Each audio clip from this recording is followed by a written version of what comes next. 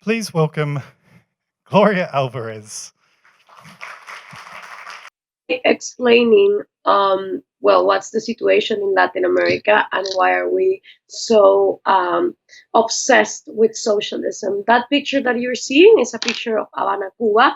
And one of the things that you may ask is, why is it that under socialism it feels like time gets stagnated and time doesn't pass by? Well, in the moment where you forbid everybody to trade, to innovate, to get out of the country, inevitably what will happen is that your portion of the world is going to become stagnant into the period of time where these decisions were made.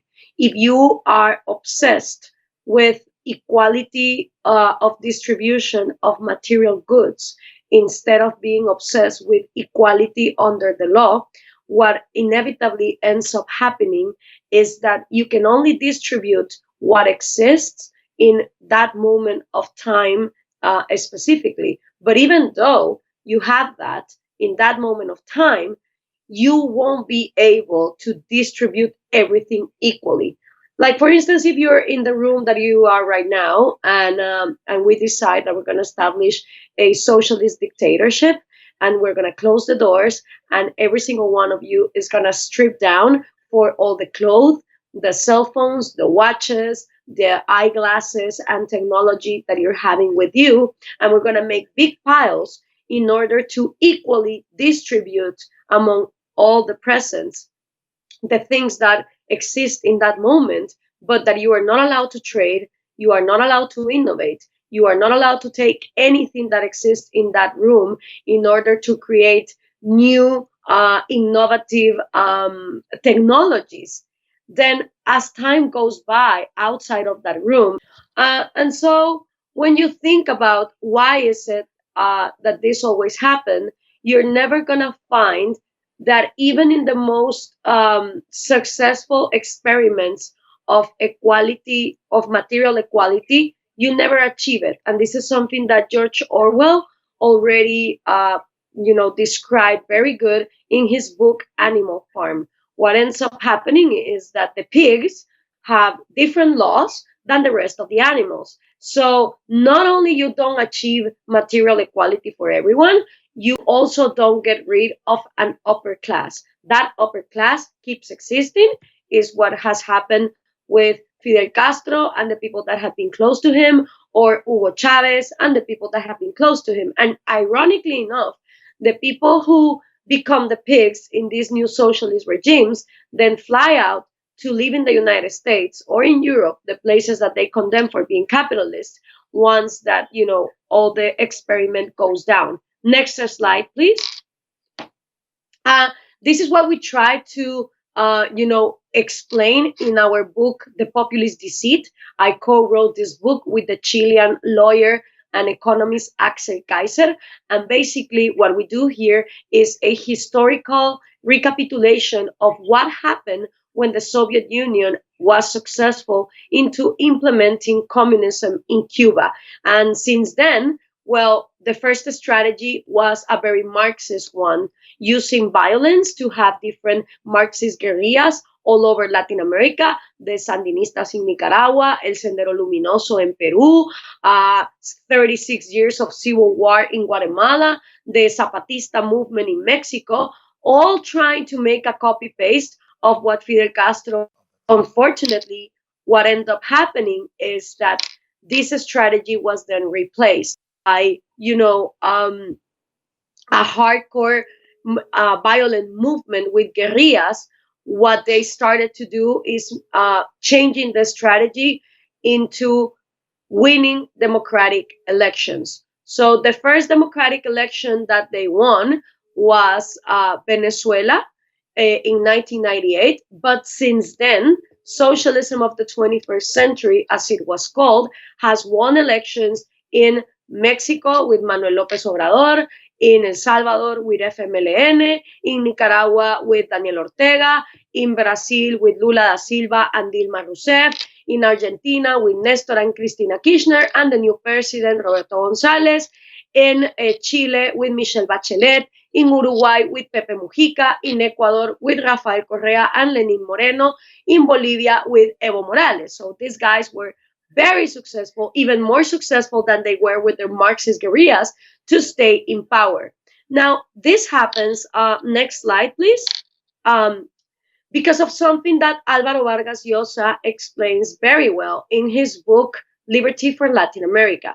Basically, in Latin America, we have had all over the different centuries and the different periods of Latin America, even before the Spanish rule, uh, five principles of oppression that have been successful enough. And those are state mercantilism, wealth transfer, corporatism, privilege. And because of these different methods of oppression, is that it doesn't matter that in Latin America we try to have dictatorships down, all the corruption and all the cronyism, and and everything was going to be better under socialist rule. Now, if this was going to be true, then everybody in Latin America should be moving now to Caracas, Venezuela. I mean, Caracas, Venezuela should be the place where everybody wants to be. But it was not the case. So, next slide.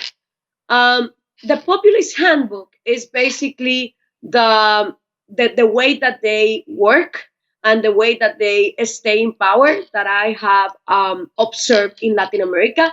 First, they divide society with hate. It is a speech as old as Marxism between us versus them, the rich and the poor, the black and the white, the women and the men. And when you collectivize society into big groups that hate each other, what you prevent is single individuals having individual ideas and trying to discuss from an unique perspective to one another. You just create in the collective imaginary two big groups that hate each other.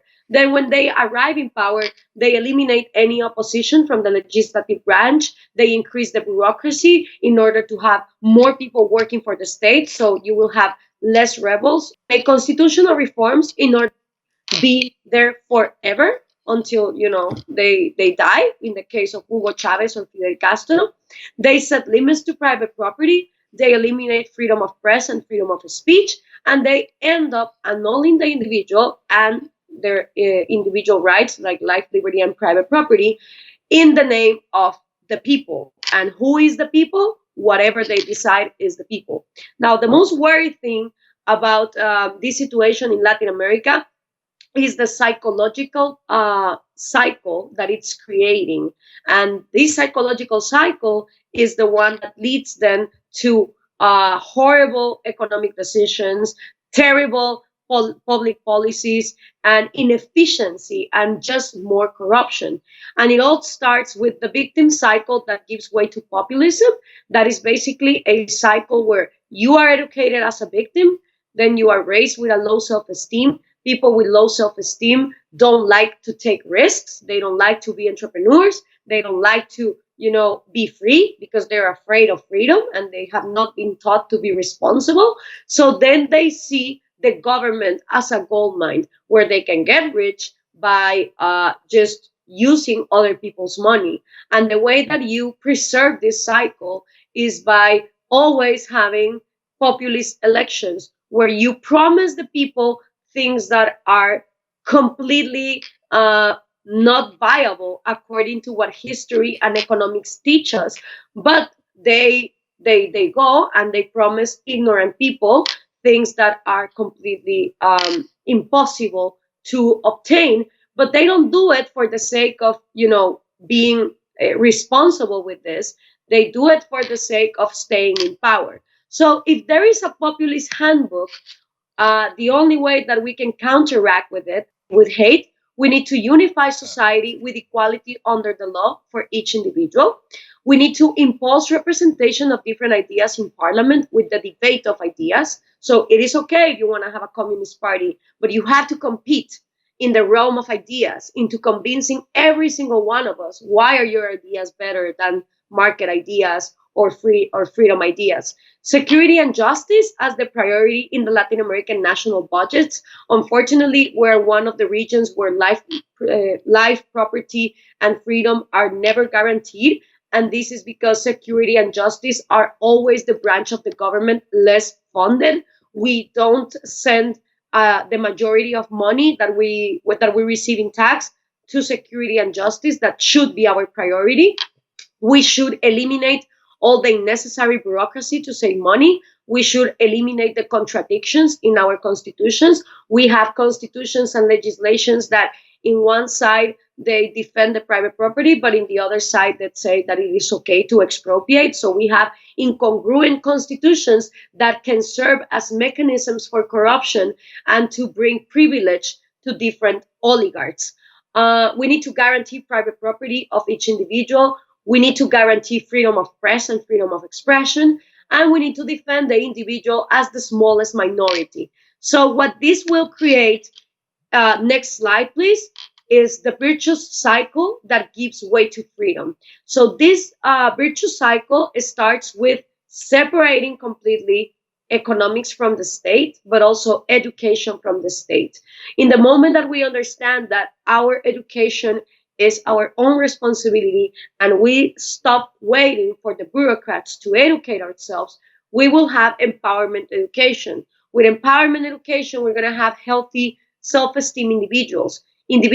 People who are risk takers are the ones that are entrepreneurs, are the ones that are not afraid to be free, they are not afraid of failure. And with this kind of individuals in society, in the moment that you have a populist politic offering you whatever it is that this populist politician is offering you, you just can say, no, I don't need you to feed me. I don't need you to buy me medicine. I don't need you to take care of my kids. What I need you to do is to guarantee that there is equality under the law so that the rules of the game are fair to every single one of us, which is the only equality that we don't have in Latin America. Because in Latin America, from some point on, if you have money, the law is a suggestion. And if you at some point off are below that line, even if you are innocent, you are going to rotten in jail. So because we don't have equality under the law, people believe that material equality is gonna, like shorten the gap. But the gap won't be shortened until we have equality under the law. Next slide. So this is what I try to explain in my book, Cómo hablar con un. We're competing with 2,000 people stuck in a hotel for 2 weeks. Yes, so I think we might try and continue the end of her keynote when we start the dialogue. So I would like to please welcome Professor Stephen Hicks. Oh, the real justice warriors.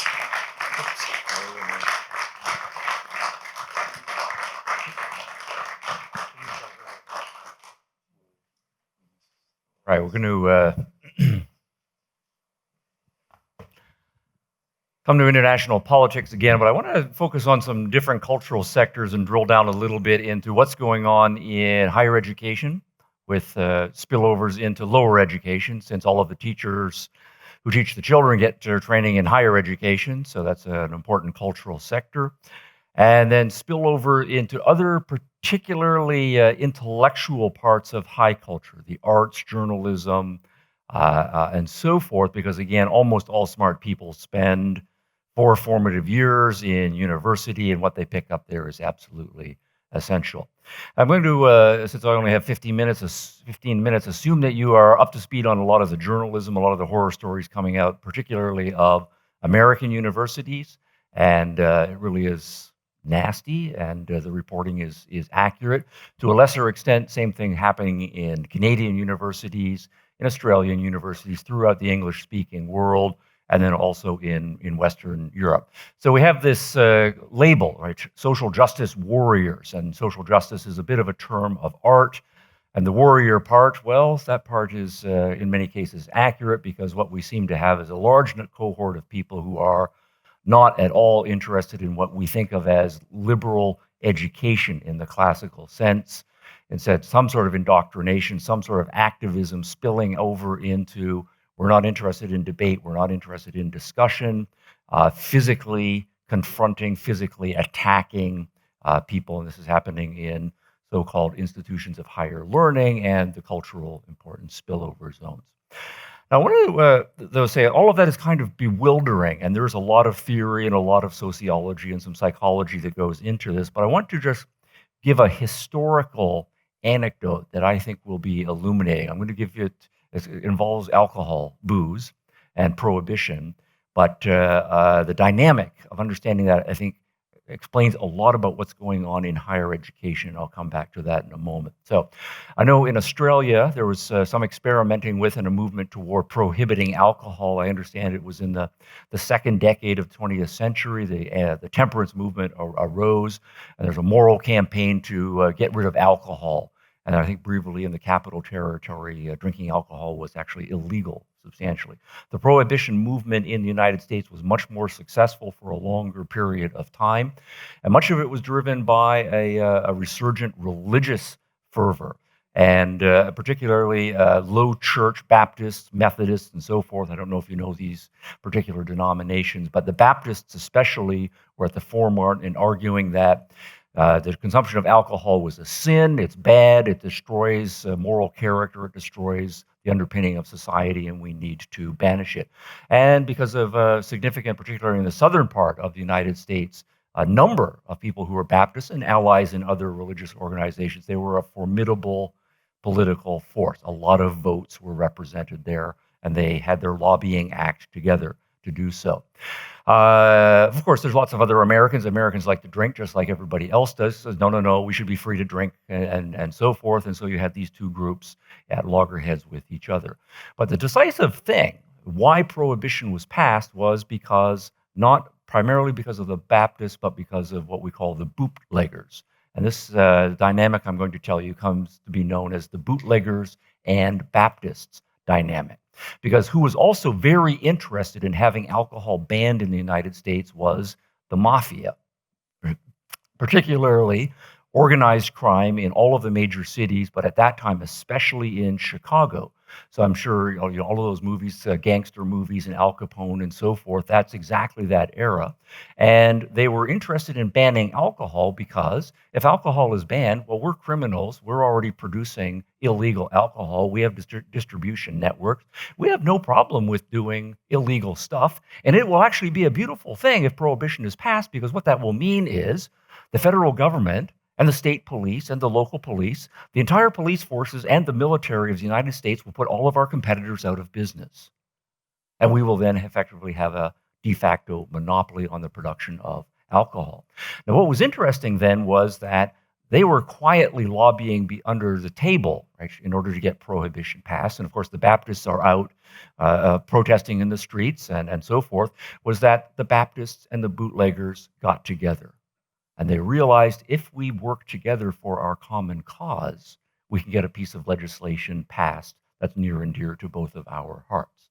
And that's a very striking phenomenon. Now, we have the saying, politics makes for strange bedfellows. But when you start to look, you start to see this in a lot of places. So the Baptists ordinarily would hate the gangsters, and the gangsters would ordinarily look down at the Baptists as, you moral prigs, right, and so forth. But find a common cause, we can work together and defeat our common enemy. So there is a political dynamic that is at work in higher education. Higher education is a competitive marketplace, is a competition for ideas.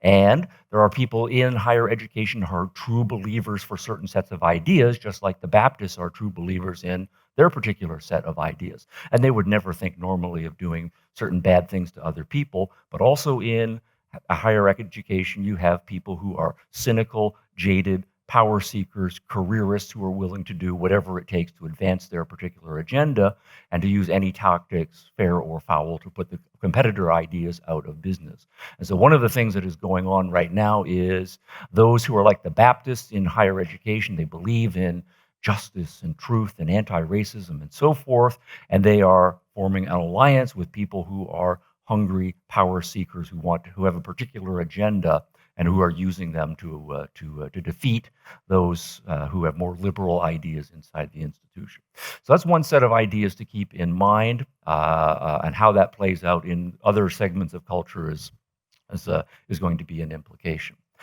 Now, another thing that I think explains some of the kind of social justice warrior, I mean, the fact that you've got people dressed like this showing up on campuses, showing up at lectures where people, invited professors are giving talks and so forth, that is disturbing. And occasionally, security guards will find people have very unusual weapons. They'll have a mace right under a trench coat. Imagine showing up at a lecture hall with a mace, right? Somehow inspired by some medieval movie that you saw, and so on. All right, so it's a bizarre culture, and of course they're often wearing masks, so they're in a way there's a cowardice. They don't want their faces to be shown, right, and so on. But I think another part of the explanation comes from psychology and social psychology, because we all know this is not necessarily a political thing, and whatever our politics are, whatever our religions are, that we have. We're born with a kind of a biopsychological package, and we have emotions, we have ideas, and it's very easy for our buttons to get pushed and triggered in various ways. So I'm reminded of some stories I heard from an animal behaviorist about baboons. So baboons apparently are terrible at hunting. They have formidable teeth, and they in a one-on-one fight, even though they're a relatively small animal, they can be quite powerful. But they're not smart enough and able to think strategically enough to do hunting beyond very simple hunting regimes. So apparently what happens a lot is the baboons will be hungry, and there's a group of baboons here, and they'll see something over there, some prey animal that they would like to kill and eat, and whatever leader baboon sends the signal and says, let's go kill that thing and eat it.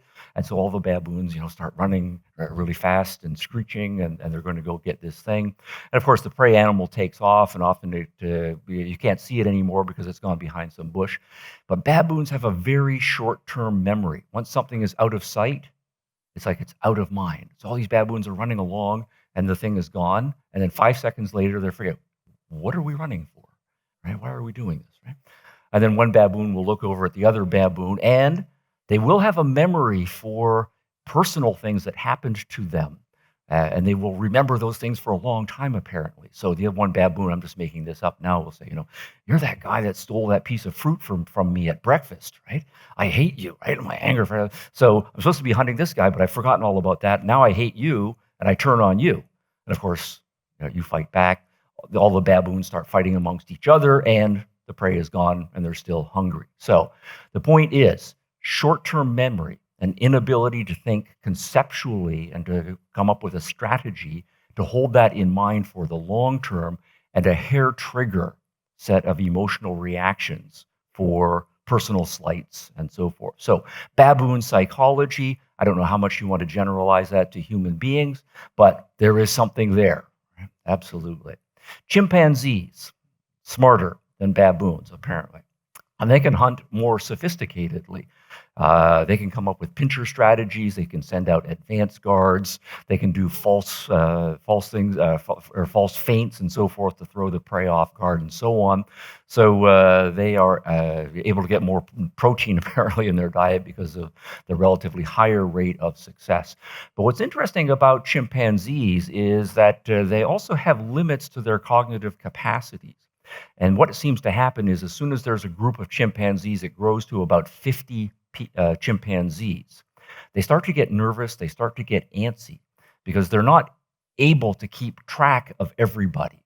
And so they don't have a way to think in terms of a larger, more impersonal society, and there are going to be certain rules and expectations that we can all expect other people to follow, even if I don't know you particularly personally. It's very personal. And for the chimpanzees to be comfortable, they need pretty much to be able to monitor what every chimpanzee in their group is doing perceptually on a fairly regular basis. So what typically happens then is chimpanzees get up to about a group of 50, then they'll start to get very tense, and they will break off into smaller groups, and then they'll be happier for a while. So what then seems to happen, though, is that even though there were some chimpanzees that were part of their group, and they might even have grown up with those chimpanzees. Once those other chimpanzees split off and become another group, that's a different group. It's a different tribe. And we don't like those guys anymore. And so anytime I see them, immediately my tribal or my group instincts kick up. You're different. I hate you, bristling, and so forth. So the point then is going to be for human beings, however much we share our animal evolutionary history with baboons and chimpanzees, we do have a conceptual faculty that enables us to identify principles, to think longer term. We can understand the kinds of rules and principles and laws and regulations that will enable me to interact with people I've never met before because certain expectations are in place. I don't know how often you do this, but I do this regularly. I can go into a place that's got the word bank over it, and I can walk up. Usually it's a young woman who is behind the counter. I've never met this woman before. I'll just give her a whole bunch of money, and she'll give me a little piece of paper, and I will walk out, and I'm perfectly fine with that. It's all conceptual principles and trust in abstract institutions. We can do that. The point, though, is that if we start off as little baboons and little chimpanzees, that is a lot of cultural training, a lot of education that has to happen before we can have the kind of peaceful, cosmopolitan, impersonal, large-scale society that those of us who are kind of liberal, in the broadest sense of liberal, want to have. So, for us to become social is learned, right? Cultural transmission is important. And over the course of thousands of years, we call this Western civilization. Other civilizations, to the extent that they became civilizations, have done this as well. That if you are going to be successful, you have to have a respect for individuals. Or you see people as individuals, not just as undifferentiated members of some other baboon tribe or so forth tribe. That you respect people, because people as individuals, particularly if we are smart, we think that human beings are going to think about their lives, what their goals are, put together more or less complicated plans. They have to be free to be able to act on the basis of their plans across long periods of time. And so respect for individuals doing all of that, that is a hard-won cultural achievement. So we start talking about respect for people's personal space, respect for pursuit of dreams, and so on. But we also know that the world is a complicated place. Individuals are different. We have different experiences. We start to put together our understandings of what the world is like and what our goals are going to be differently from each other. So we know lots of times people are going to believe things and be pursuing values and engaging in actions that I don't particularly like, and in some cases I might think they are wrong. But a default position has to be willing to put up with a whole lot of that in society, that other individuals have to be able to work it out, and as long as they are respecting my space to go my own particular way, then that's fine. If we can find a way to overlap and work together, good, we'll do so. If not, we'll separate and you'll do your own thing. And then a sense of justice, right? That if we really think individuals have to put together and make their own lives work, we have this strong sense of individual responsibility.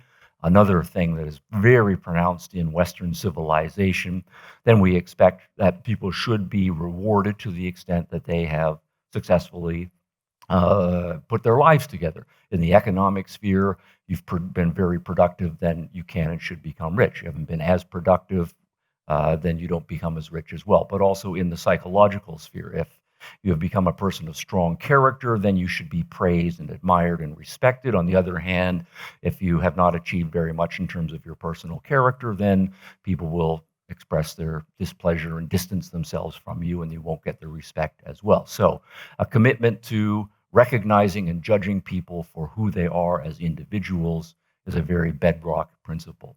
Now, this then brings us back to these guys here, because part of the problem is, over 2,000 to 3,000 years of Western civilization, we've built up these cultural institutions, and they're explicitly under assault in contemporary higher education.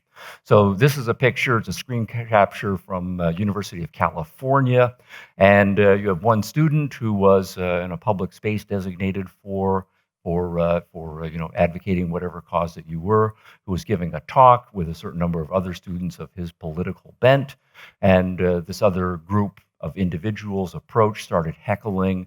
This guy apparently, who's throwing the punch here, couldn't control himself. And this is supposed to be an adult human being in the United States of America at a university. Decided that was just too much. and then sucker punched the other guy. All right, that's naked. This guy is something close to the baboon or the chimpanzee in terms of his social ethics. This guy, in one respect, is a little bit better. He's not putting on the costume and going out with his other groups and his disguising costume and engaging in mob tactics of intimidation. This is a guy who just can't function at an individual level. Now, that's antisocial. And the fact that there's lots and lots of these people, the social justice label does not work for them. They're not interested in being social. That's as anti-social and as a fundamentalist, as an assault on what it is to be social as you can possibly get. Now, in many cases, though, then they say, okay, well, maybe we're doing this rough around the edges type of stuff. It's because we have a noble cause. We're about justice, right? We're social justice warriors, and we're concerned about poverty. We're concerned about racism. We're concerned about sexism and so forth. And we think there's lots of injustice in those areas. I've got the three propositions here. I want to say it's not about any of those things. It's not about money. It's not about racism, and it's not about sexism. Right? There might be some low-level concern for those factors, but that's not what is really driving. And so if we look at the statistics here, so here's 2,000 years of human history, 100, 500, 1,000, 1,500, all the way up to 2016. This is gross domestic product per capita, measure of how productive individuals are in different societies. And then what we see is for basically 1,500 years, 1,700 years, right in around here, it's a flat line. Right? So human beings are genuinely poor and living in poverty. But then look what happens. Right? Industrial Revolution, American Revolution, scientific revolutions, extension of women's rights, the great battle against slavery, all of that is starting at this point here. We're making the modern world. And one measure of our success at doing so is this enormous increase in wealth. So this is broken down. Some countries started earlier, some countries started later. But there's the United States, right? It's way up there. There are no really poor people in the United States by historical standards. Poor people in the United States, right? We define poverty in terms of a relative measure relative to other people there. Poor people, they have clothes, they have lots of clothes, they have apartments, right? Many of them have air conditioners, dishwashers, right? Shoes, right? Poverty in the United States, unless you are mentally disturbed, right? Or have serious alcohol problems and so forth, poverty is, I'm not sure I can pay my cell phone bill this month. I'm struggling, right? And that is first world poverty. And then particularly the students who are going to university, they are not poor individuals. They are not the exploited, oppressed masses. Money is not the concern. They're living in the richest times for human beings. And in terms of economic opportunities, right, that's a first world economic problem. It's not about sexism. Right? Everybody is aware of the enormous strides that have been made, voting, contractual rights, being able to open your own business, being able to sign business agreements in your own name, all of the rights. There's almost not a single thing, with the exception of being drafted into the military, that modern Western women can't do that men can do. Right? And that is, the historical record relatively clear. So here's just one number. So here we are, worldwide statistics. About 55, 57% of the world was literate 2 generations ago, and the numbers are increasing. If you look at higher educational achievement, the number of women getting bachelor's degrees, master's degrees, PhDs, doctoral degrees in medicine, law, all of the lines are significantly up over the course of the 20th century. In many master's fields and in most undergraduate degrees, it's now significantly more young women are graduating with university degrees than young men. Whether that's a great accomplishment for young women, whether we have a problem with our young men, that's an argument not decided. So it's not sexism, right? That is an animating problem here. It's not racism, right? And so forth. This is a beautiful chart. 1750.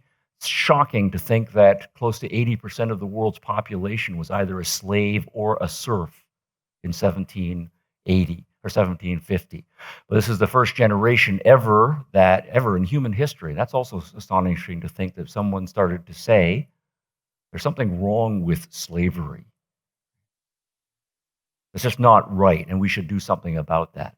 The very first anti-slavery societies were formed in the United States, Britain, and France in the 1780s. Vigorous prosecution of anti-slavery over the course of the next century.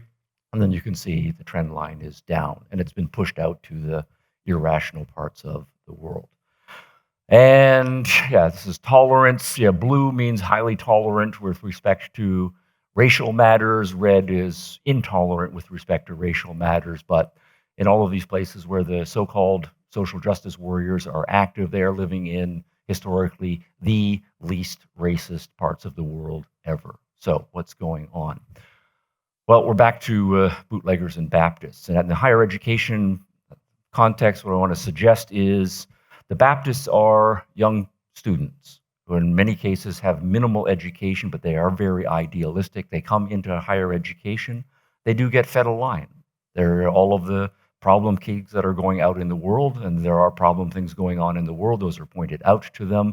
Very few of the good things that are going on in the world are pointed out to them. The historical record, as we know, history education is rather abysmal over the course of the last couple of generations. So they get angry on legitimate reasons, and they get fired up the way young idealistic people get fired up. And so they are the Baptists, and they are being used. The bootleggers, though, are a certain important contingent of the professoriate, the academics who have an agenda.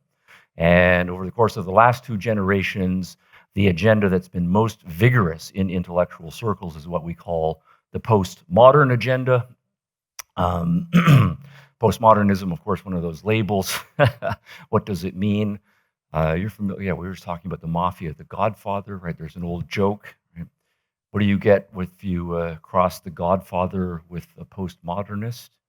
You get an offer you can't understand, right? Okay. So, all right, we spent a lot of time over the course of the last few days talking about postmodernism and unpacking it, but I'm just going to do it in 3 slides. Is that okay, boss, or am I out of time? Okay. Sorry, Gloria. I'll make it up to you right in time.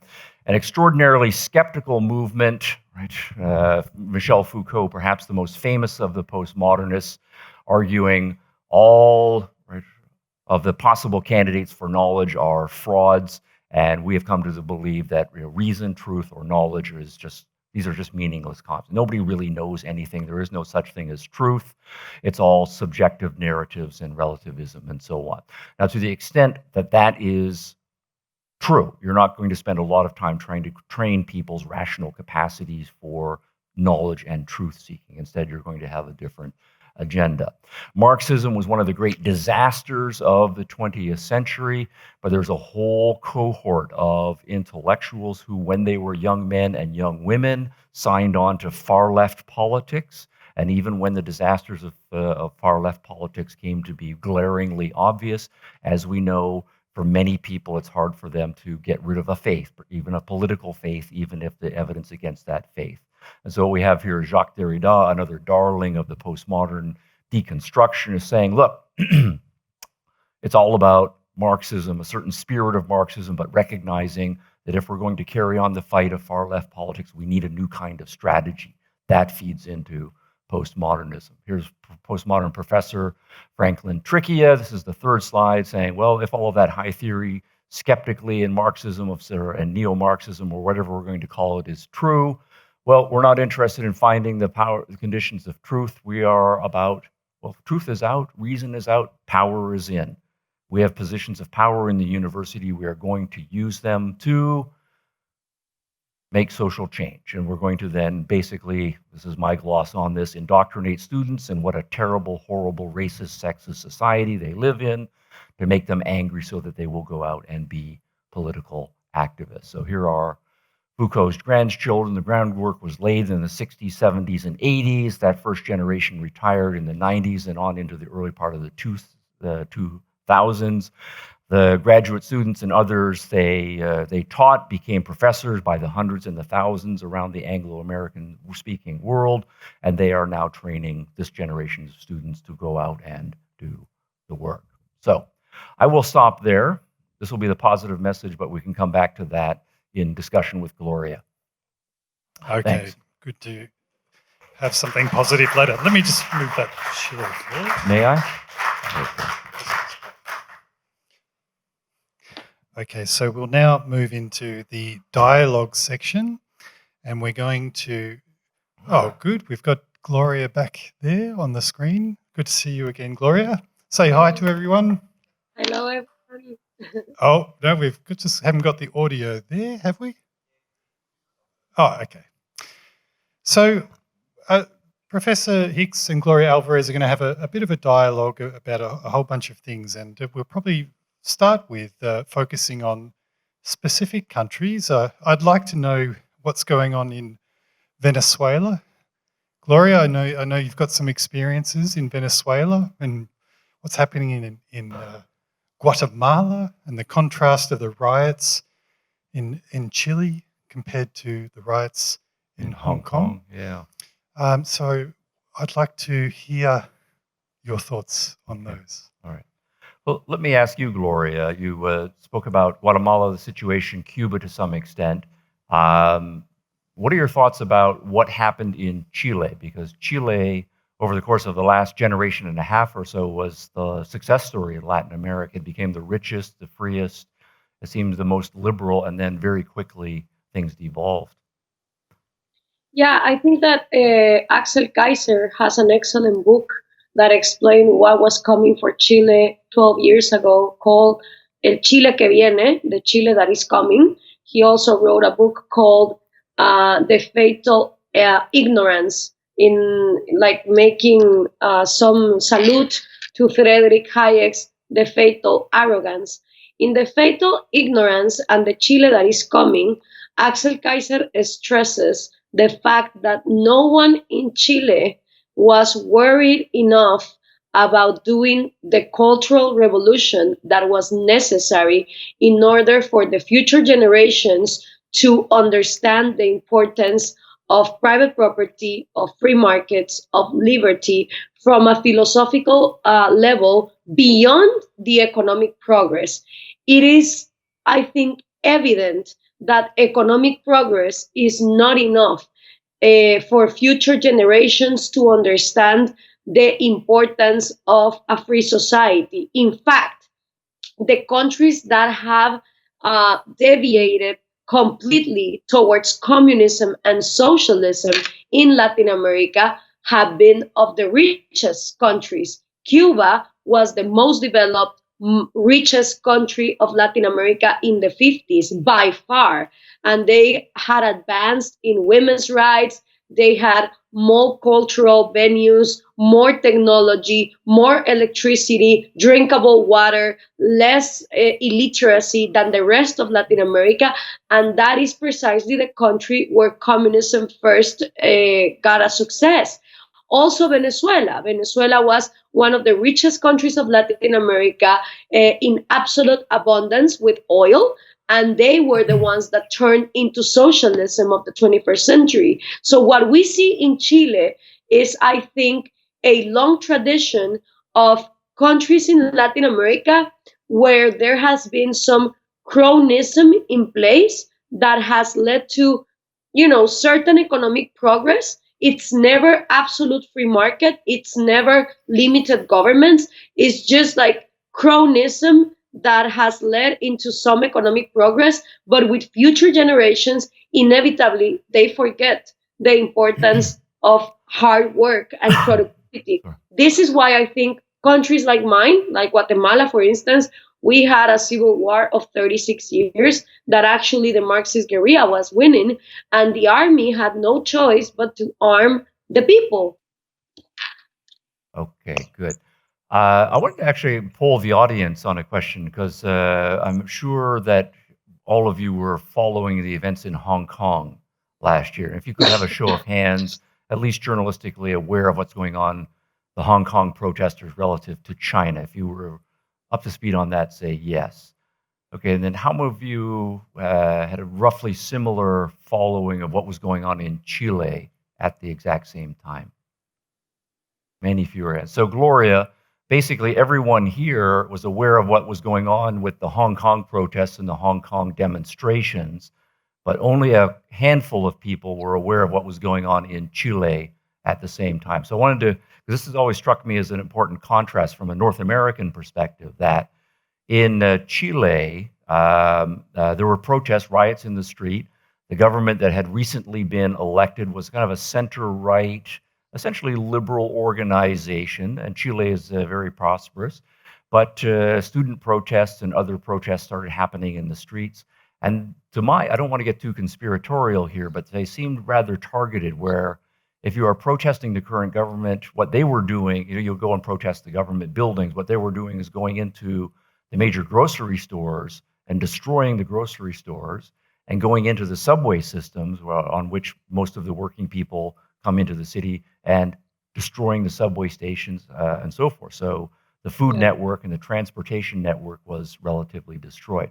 Now, tell me if I'm wrong, but this seems like it's a left-wing organization that is incredibly violent against what's essentially a liberal, conservative government in place. And they're, in effect, trying to stir the people up to mount a coup, although it seems like if you're destroying people's grocery stores, they're not going to be on your side, but there's an interesting strategy. And Hong Kong is almost the exact opposite of that, because there very clearly you have a much more authoritarian government, the 800-pound gorilla of politics that is Beijing, and then tiny Hong Kong, and Beijing is trying to bring Hong Kong more into the authoritarian gambit, and the Hong Kongers are much more liberal, market-friendly, cosmopolitan, and they are protesting, and they're going out into the streets, but I think it was several months of protesting before there was any violence from the protesters at all. It was actually peaceful civil protest until certain provocations happened. So do you have thoughts about the contrast between those two concurrent sets of demonstrations going on? Well, first of all, it is not the same complaining of a government wanting more of that government subsidizing your life, which is the case of Chile, than complaining about a dictatorship that is taking away your three individual rights, life, liberty, and private property, which I think is the case of Hong Kong. And this has been the irony always in Latin America, people complaining of a corrupt government at the same time that they ask more of that government subsidizing their lives. And people don't seem to understand that absolute power comes into absolute corruption. And therefore, if they are complaining about corruption, that what they should be asking for is a more limited government, not more of that government controlling their lives, especially in the economic realm. As far as Chile goes, actually, they try to have their own socialism of the 21st century experiment with Michelle Bachelet, and democratically, she was, after two periods, kicked out of office, and the Chileans voted again for Jose Piñera.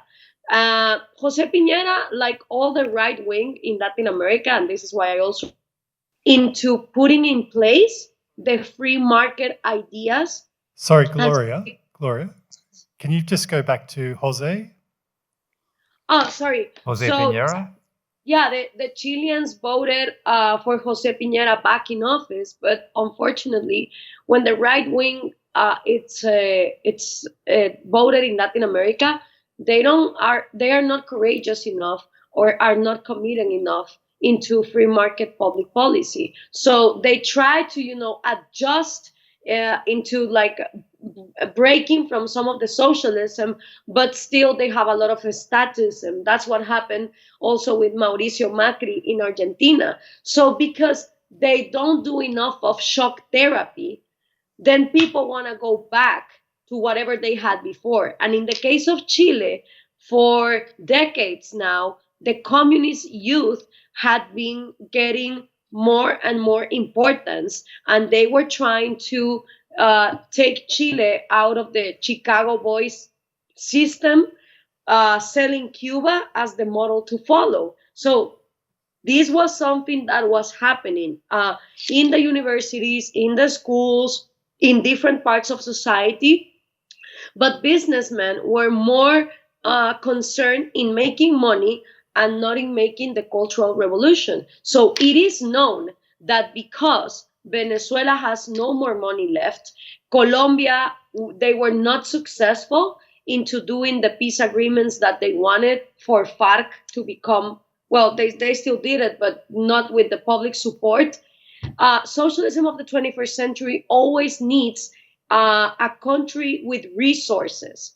My guess is that without Venezuela, Bolivia being kicked out, Evo Morales, and having no other alternatives, Chile was one of the attractive offers as to go. And there were already young people seduced by socialism because, as I was telling you, the curious things that happen is the richer the country, the easiest it is for the new generations to forget that things need to be worked and need to be produced in order to exist. So it is easier, at least in the case of Latin America, for what I've seen and what I have researched for my books, How to Talk to a Progressive, How to Talk to a Conservative. It is easier for communism to be a disease of the rich than it is to be a disease of the poor. Good. You mentioned left and right a few times along the way, and one of my dissatisfactions with journalistic labeling is precisely the left and right. And one of the issues is that they mean different things in different parts of the world. So, North American context, the dominant American culture, right means Republicans by and large, left means Democrats, right, by and large. But the Republicans and Democrats tend to agree on a huge swath of things, and then it's only at the extremes. Like so, Donald. I don't want to get too hung up on Donald Trump, right? But Donald Trump was a Democrat for most of his political career, and then switched over to being a Republican for a while. And I don't know that that meant a great ideological change on his part. But it is true that in North America, the right has been more favorable to free markets and free trade and so on, which is interesting because now Trump is an anti-free trade kind of guy. So does that mean he's moving back to the left, or he's moving the Republican Party to the left? Right and left, here we are in Australia, mean related but somewhat different things, and I'll leave that maybe in your questions. You can tell us more about what right and left there.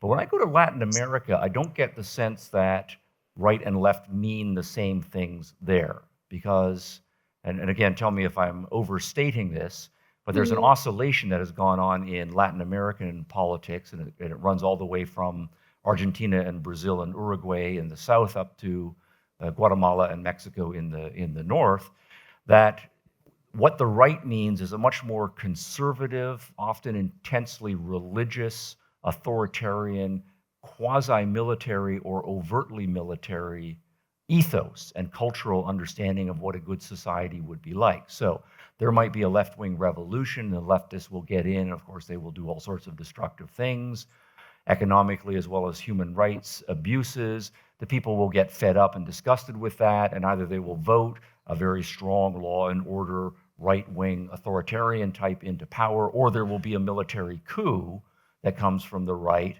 and they will get into power for a while, and they will, of course, not typically do much by way of the economy, but engage in human rights abuses out of their authoritarianism and be persecuting people on the left. And then people get disgusted with that, and then the leftists get their act together, and it just oscillates then back.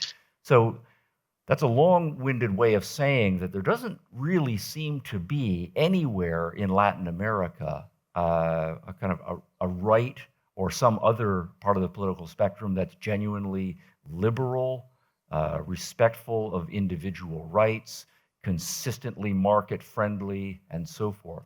So my question first is, do you think that's a fair assessment?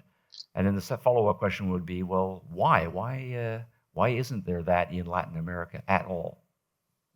I think you are absolutely right in your assessment, Stephen. That's absolutely how it is. It's like the extremes that you were describing in the West. Yeah, so the extremes that you were describing, they become even more extremist in Latin America. The right wing likes to talk about free market in Latin America as long as it's free market for others and not for their industries. The oligarchies that have been, present since the 19th century out of privilege do not want to talk about free trade. In fact, if you go to the free trade agreement between the United States, Canada, Mexico, or the one with Central America, you're going to find that there are a lot of exceptions with all the industries that cannot be touched. So that's the right wing for you in Latin America, and also a complete negation on some critical problems in the region. The right wing doesn't want to talk about the war on drugs. They don't want to talk about sexual rights. They don't want to talk about the environment. They don't want to talk about the difference between, women, economic opportunities, and men. So what happens is that the angry left, which we're talking about an angry leftist, Marxist side of the spectrum, disguise themselves as being interested in talking about gay rights and women rights and the environment, but with this component of violence and revenge. So those are the two pendulums that we always have in Latin America. Why? Because in all the side of the spectrum, there is a mentality that I was trying to explain of the 5 principles of oppression that have been present in all the capitalism. Sorry, Gloria. Yes. The 5 principles. Yeah. So the 5 principles of oppression that you have in Latin America and that have been present even before the Spaniards arrived, because this was the mentality also of the pre-Hispanic civilizations like the Aztecs, the Mayans, the Incas. It's statism, mercantilism, privilege, wealth transfer, and this mentality of having one man that is gonna save us all has survived our military dictatorships, our episodes of caudillismo, like having the caudillo that is gonna come and fix everything. It has survived the socialist leaders, because let's remember something: socialism of the 21st century promised to be the wheel breaker. It promised to be finally the moment where Latin America was going to become, free of this history. If that would have been true today, we would all be moving to Caracas, Venezuela. And the fact of the matter is that socialism of the 21st century was not successful into breaking these chains. They actually made them worse. The worst case of corruption that Latin America has ever witnessed didn't come from the crony capitalists of the right. It was actually Odebrecht. And Odebrecht started with Lula da Silva in Brazil and got spread all over Latin America with all the socialists of the 21st century, but also the crony right wing leaders that were in place at that time. So it doesn't matter what side of the pendulum you look, you're not going to find political parties that are true libertarian, that defend economic freedom and individual freedom. Maybe I can set up for those with my next thought.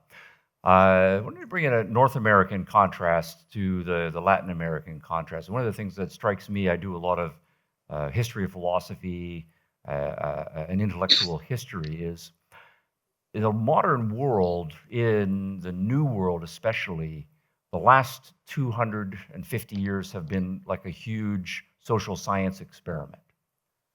So you can say, if you go back to 1700s, 1600s, and so forth, all of the Americas are just being settled. Obviously, there are indigenous peoples there. The Europeans are coming over. The Asians are starting to come over.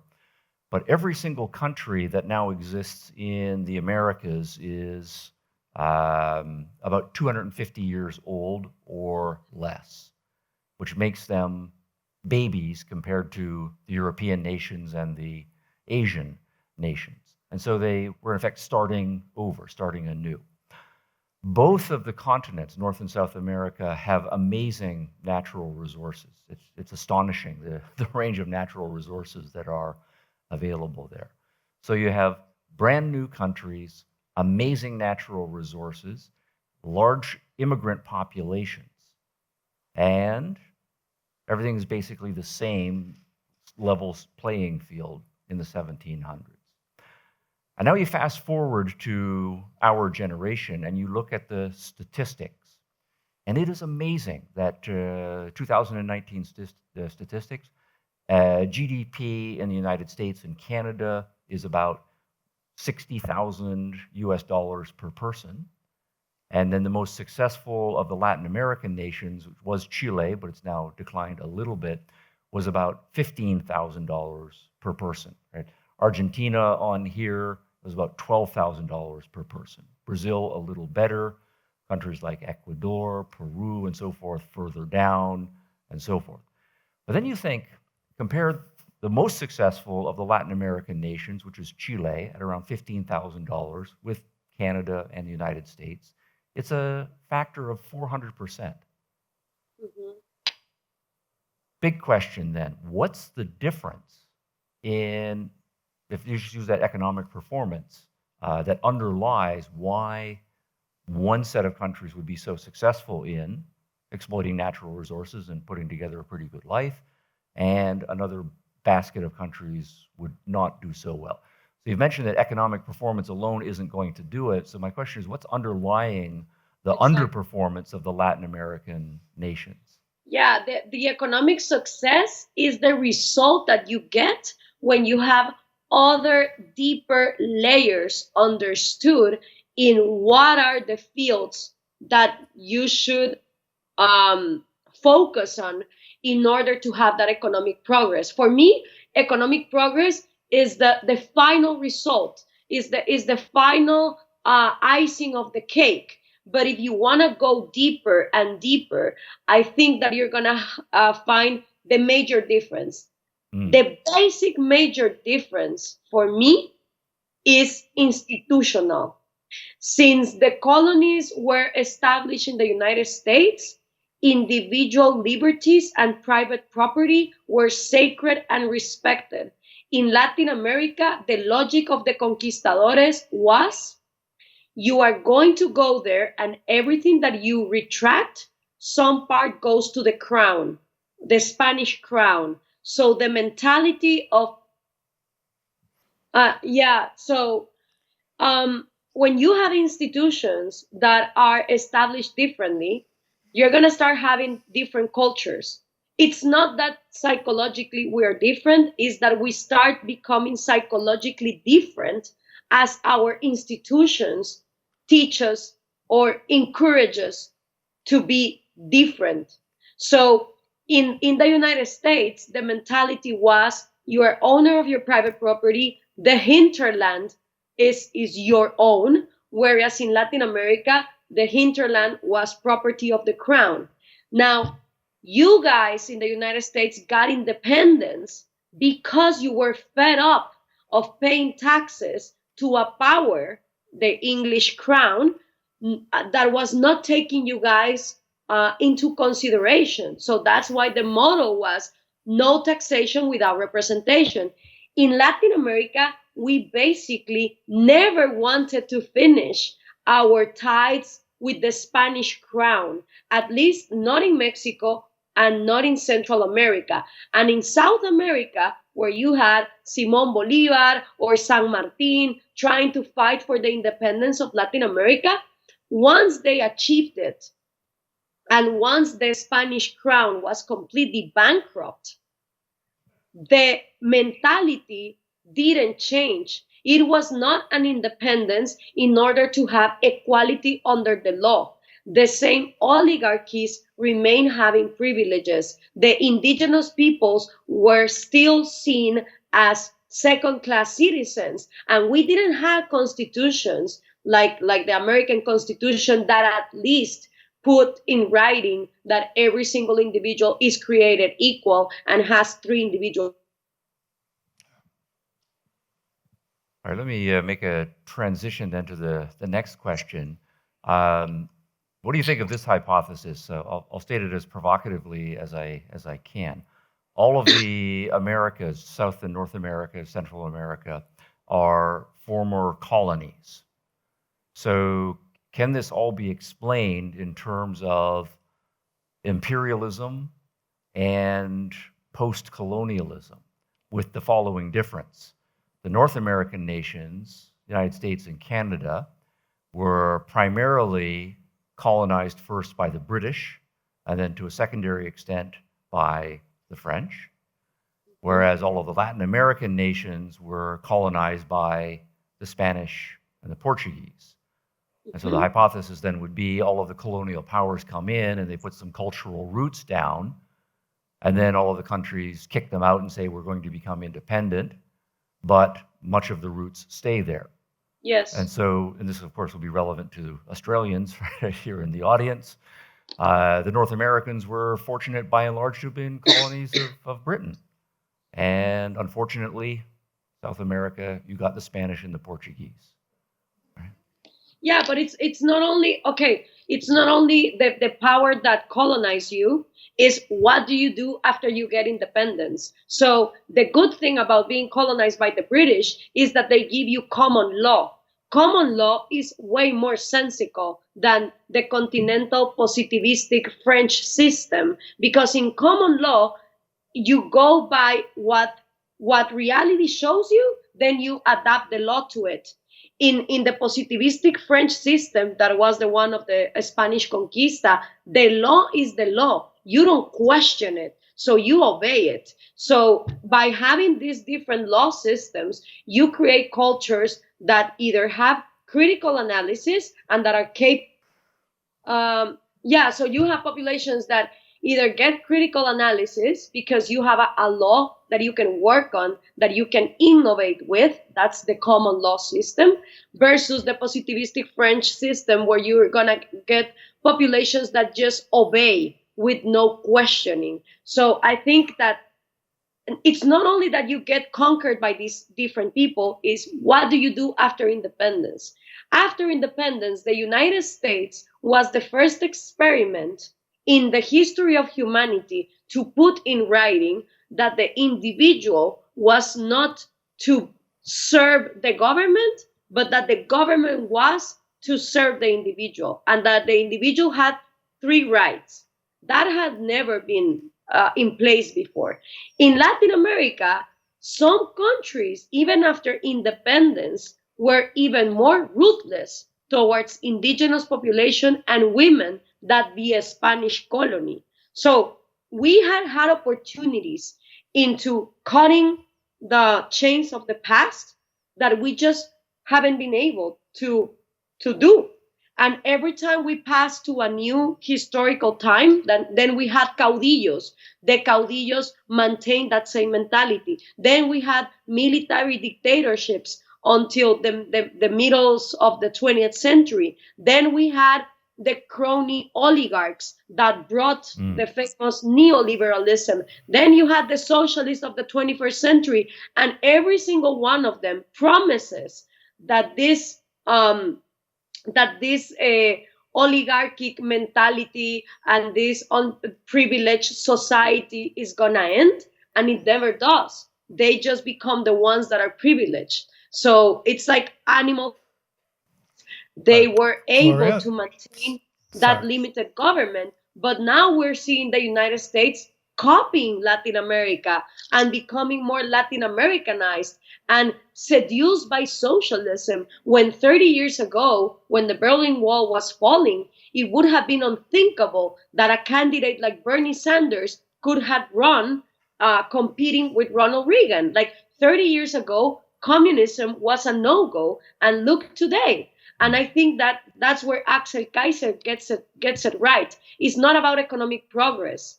It's when you stop doing the cultural battle, the new generations forget what that economic progress needs in order to exist. Are interesting about Bernie Sanders and what's imaginable. 30 years ago, would Donald Trump have been imaginable as a serious political? So this takes me to an issue about cultural infrastructure. And we mentioned political infrastructure, what's in your constitution, the economic culture that you have, perhaps post-colonial legacies, and so on. Well, what about a moral culture? And this is harder to put words to. But one of the fundamental traits of any moral system is to specify responsibility. I said, I am a human being. What are my core responsibilities? And one of the things, of course, that American culture is strong for is this sense of self-responsibility. I have my life is mine, I'm in charge of it, and I own my successes, but I also own my failures. Yeah. And this is the interesting thing is when I fail, what do I do? And we all know there's an impulse. We grapple with this when we're children, learning to become moral agents.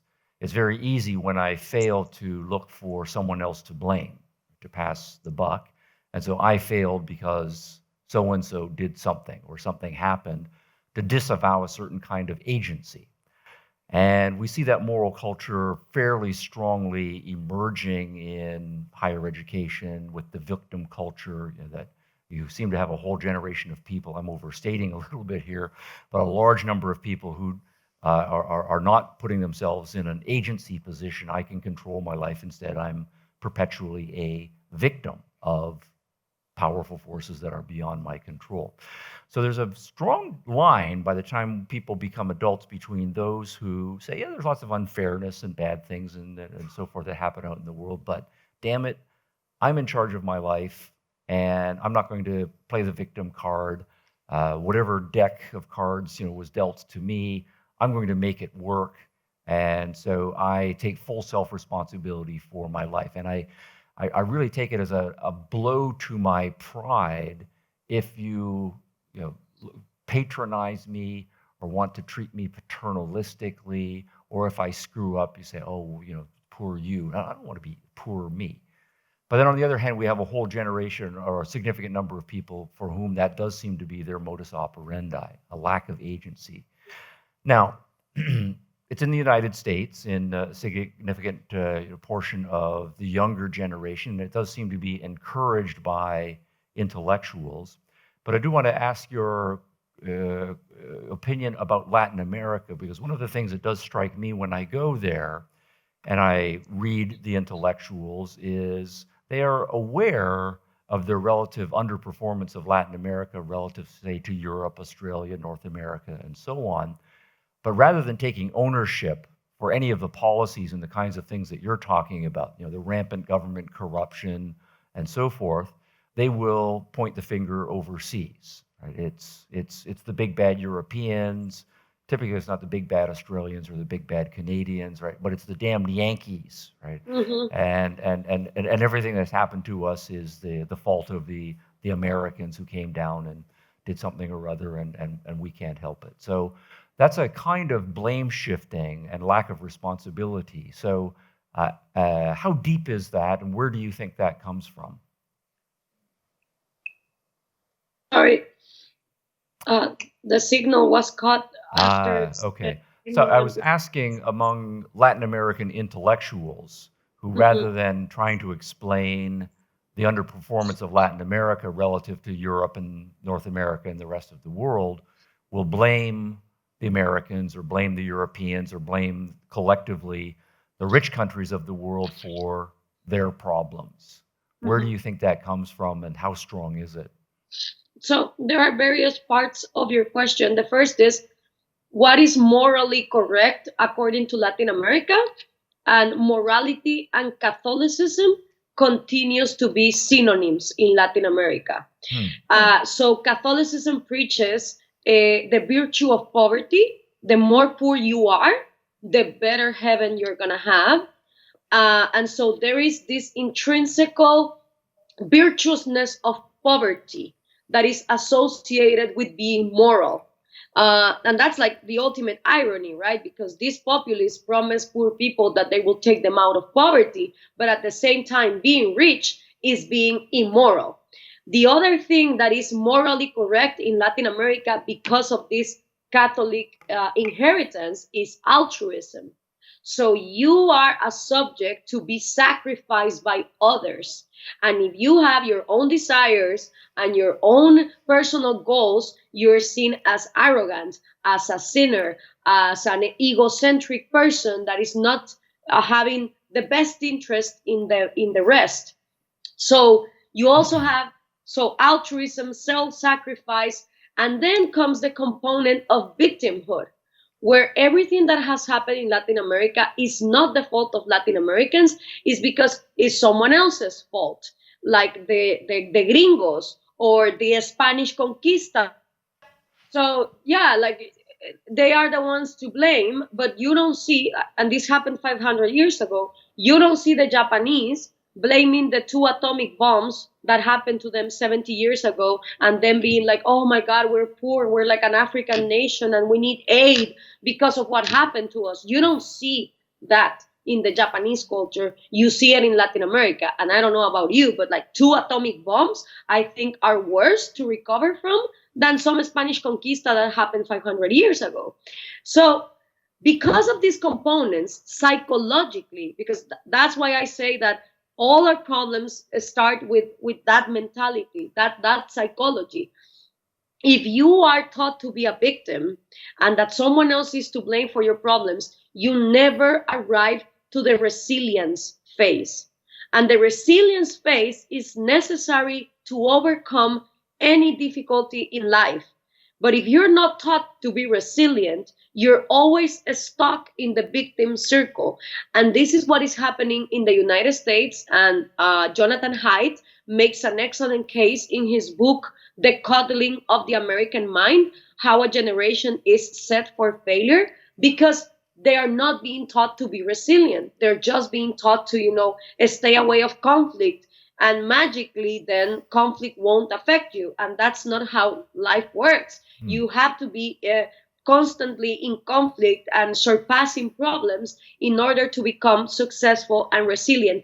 And also, there's a component about failure. In Latin America, shame and failure and not being seen as a good Samaritan are things that are taught. So the elements for failure are there in our culture, but everyone wants to avoid failure. We are taught to be scared of being free. The message is you're not going to be able to be free. You are too weak. You are too poor. You are subject of powers that go beyond you. And now let me tell you something about the American intrusion in Latin America. It is evident for anyone who watches a TV series of Narcos or the CIA in Latin America that, of course, there has been intervention of the United States in Latin America. But every time you study one case, you can study Iran Contra in Nicaragua with Ronald Reagan. You can study the suicide of Allende in Chile. You can study the CIA in Jacobo Arbenz in Guatemala. You can study the intromission of the cartel of Sinaloa with senators. Every single time that you study some intrusion of the United States in Latin America is because someone in Latin America opened the door. Either it was the government in place or the opposition of that government or some group of civilians. So if you are a weak nation, and this even happens in classroom, if you are the weakest link, which is the case of Latin America, and you are a focus of corruption and a focus of misdemeanors, other powers in the world are going to take advantage of that to use you to wash their dirty laundry. So it's like it first starts with you, with who you let in your home and how weak you present yourself towards other powers. And that has been the reason why Latin America has been the backyard for for horrible things that the United States has done. But in no case you are going to see that the United States acted alone. They always act with some power within Latin America, welcome them in and opening the door. All right.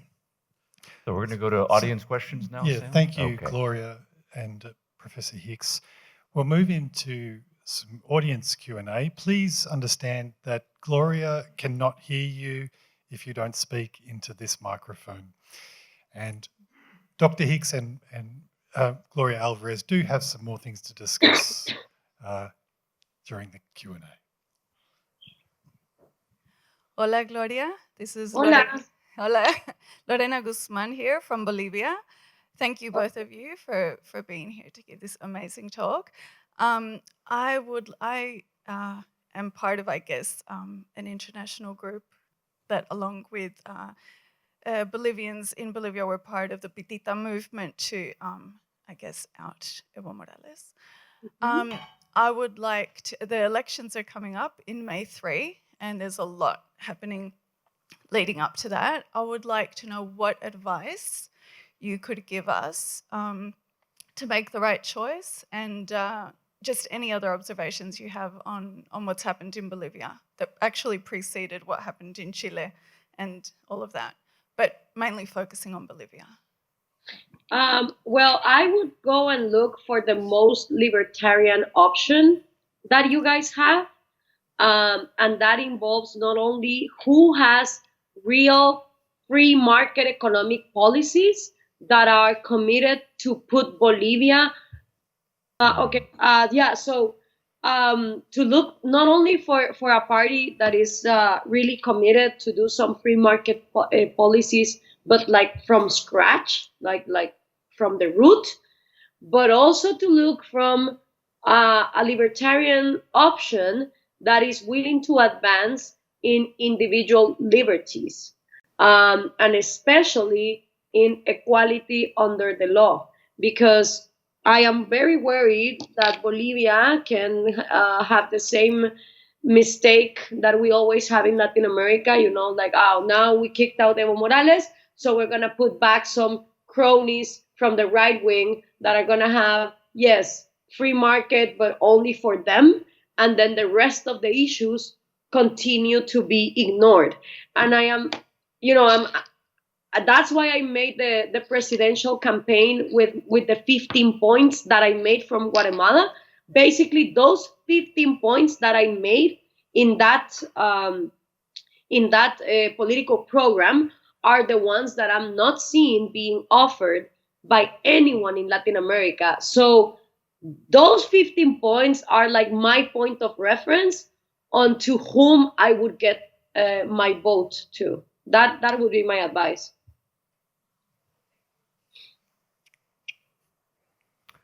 Yeah, I don't have anything specific to say about Bolivia, but it does strike me that nations like Bolivia face a challenge in the following sense, in that they are small population countries, and small population countries in a large competitive economic environment are going to face challenges, and also they're relatively isolated geographically, being high up in the mountains in Central America. So the models, aside from all of the cultural models that cultural principles that Gloria is talking about, strike me that Bolivia can take consolation that other nations that are similar, small population and relatively isolated, can turn themselves around and within a generation do something very special. So Hong Kong, for example, we celebrate Hong Kong now, but you go to Hong Kong in the 1950s and 60s and it was dirt poor, terrible. But they did engage in some institutional changes and they took off. The Finns in Northern Europe, beat up on by the Russians, again, a relatively small population, geographically isolated, but they decided to invest in education and open themselves up to the world, and Finland has been extraordinarily successful as well. The third example I think of here is Botswana, which we think a lot about African poverty, but Botswana is shockingly a success story. There's some recent government corruption issues, but Botswana, landlocked, mostly Kalahari Desert, southern African nation with long histories of standard African poverty, but achieved independence, and over the course of the last 2 generations is up, where would it be? Better than Argentina in terms of standard. And its neighbor, Zimbabwe, similar history, similar natural resources. Actually, Zimbabwe has better natural resources than Botswana. Zimbabwe, as we know, made a Robert Mugabe authoritarian Marxist choice and went downhill.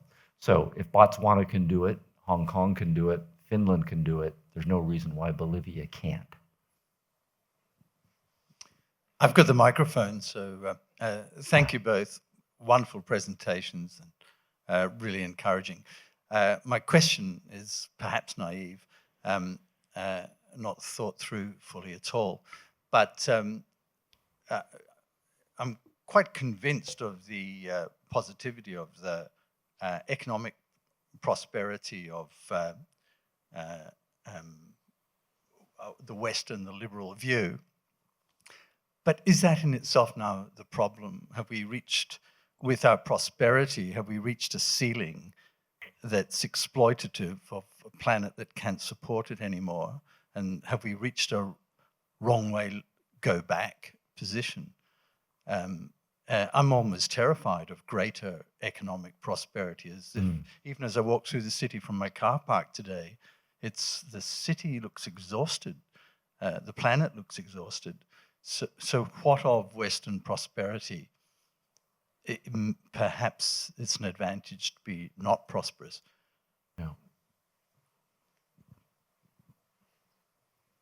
Well, I think if you're going to raise, say, resource exhaustion issues, the way you would look at that is to use the economic futures data. And what it will tell you is any commodity or resource that you're interested in, to the extent it starts becoming more scarce, future prices should be going up. When I look at them, and I'm not expert in this area as well, all of the people who are experts in those areas say, there's lots of resources out there, and future prices seem to be trending down on all of the major commodities. There are some exceptions and so forth.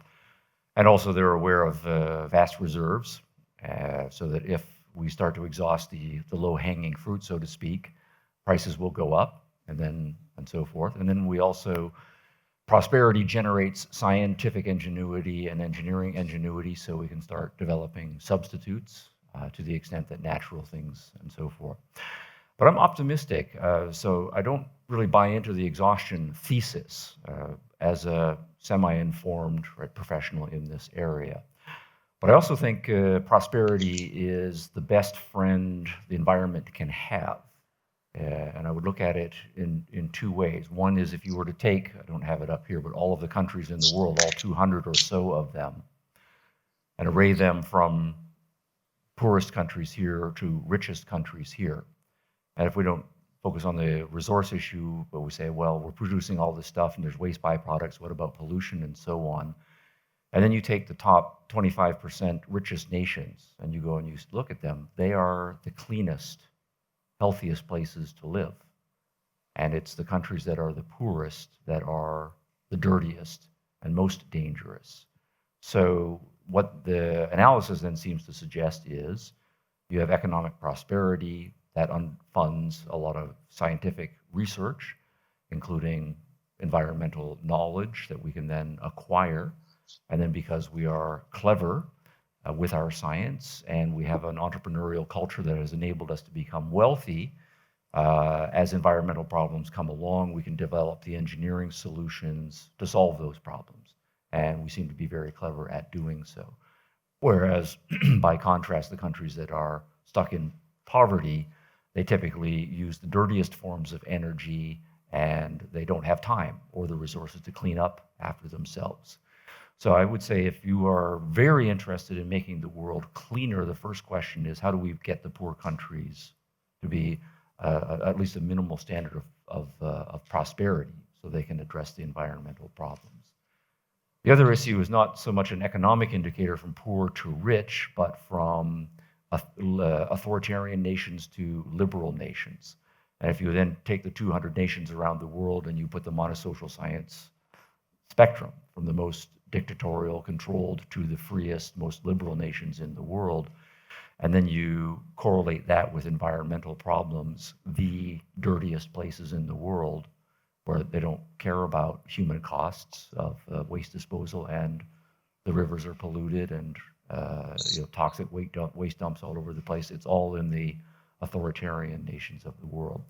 And the point there seems to be that the liberal nations of the world have greater checks on government power and more transparency. Of course, we have corruption in the liberal nations of the world, but we don't put up with as much of that kind of corruption, and so we have feedback mechanisms on the kinds of people who might get government power and just do damaging things. So liberalism, market-friendly, wealth, science and technology, I think those are all the environment's best friends. Gloria, do you? No, I absolutely agree with everything that Stephen has said. And actually, I think that when the discussion is taken away from the statistics and, like, for example, global warming or climate change, I'm not as interested in talking about that. I'm interested in talking about market solutions for pollution. So, like, actual companies that for profit are either planting trees or getting drinkable water to poor people, or taking the plastics out of the ocean, like for ocean is doing, for instance. So the more we don't let the governments and the biased media rule and monopolize the discussion, and the more we focus on proactive individuals who, as Stephen said, through technology and innovation are coming up with market solutions for pollution, then the better for the environment. And actually, you can see it right now with with the current coronavirus crisis, the pandemic of not thinking rationally, and people going to the supermarket to hoard. Oh yeah, like people hoarding in the supermarkets is a proof that when when it's about your survival, people don't care. It's like what you're seeing with coronavirus in the developed world right now, like in the United States, where people are hoarding and looting and leaving the supermarkets with nothing. That is how the poor people think every day of their lives. They don't care if the rivers are polluted. They don't care of treating fairly animals. They don't care if they're using dirty energy. When you are in survival mode, you act for your own survival. So that's why it's so important to leave poverty, so then you can care about other issues in life. And I think that it's absolutely proven that the markets are way more efficient in bringing solutions for pollution and the environment than any of the government bureaucrats sitting down in Kyoto protocols or in Paris treaties that don't get anything done. I mean, just ask yourself how many trees have been planted because of Greta Thunberg versus market solutions that have been doing the work of cleaning natural resources. Thank you, Gloria. Yeah, thank you. I'd like to ask about the influence of postmodernism in the Anglosphere compared to continental Europe.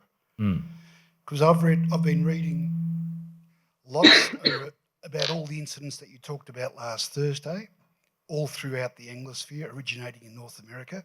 I've never read it in continental Europe. Now, I don't read European language papers and articles. I have lived there.